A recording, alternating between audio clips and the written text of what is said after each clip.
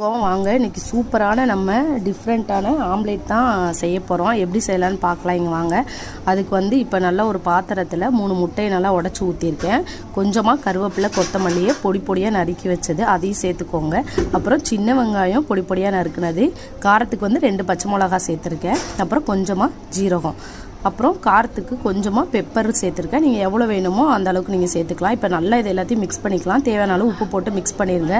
நல்லா கலக்கிட்டு ஒரே ஒரு பிஞ்ச் அளவுக்கு மஞ்சத்தூள் போட்டுருங்க. அவ்வளோதான். இதை போட்டு நல்லா அடித்து கலக்கி வச்சுருங்க. இப்போ தோசைக்கல் அடுப்பில் வச்சு சூடானதுக்கப்புறம் நம்ம தேங்காய் எண்ணெய் தான் இது சேர்க்கணும். தேங்காய் எண்ணெய் விட்டுட்டு இப்போ இந்த கலக்கி வச்சு இந்த முட்டையை ஊற்றிக்கலாம். ஊற்றி அதுக்கு மேலேயும் நம்ம தேங்காய் எண்ணெய் சேர்த்துக்கலாம். அப்புறம் நல்லா வெந்ததுக்கப்புறம் பெரட்டி போட்டுருங்க. இந்த மாதிரி செஞ்சு பாருங்கள். ரச சாப்பாடு, சாம்பார் சாதம் இதுக்கெல்லாம் ரொம்ப சூப்பராக இருக்கும். நீங்களும் இந்த மாதிரி வீட்டில் ஒரு டைம் ட்ரை பண்ணி பாருங்கள். இந்த வீடியோ பிடிச்சிருந்தா லைக் பண்ணுங்கள், ஷேர் பண்ணுங்கள், கமெண்ட் பண்ணுங்கள். மறக்காமல் எங்கள் சேனலை சப்ஸ்கிரைப் பண்ணிடுங்க. தேங்க்யூ.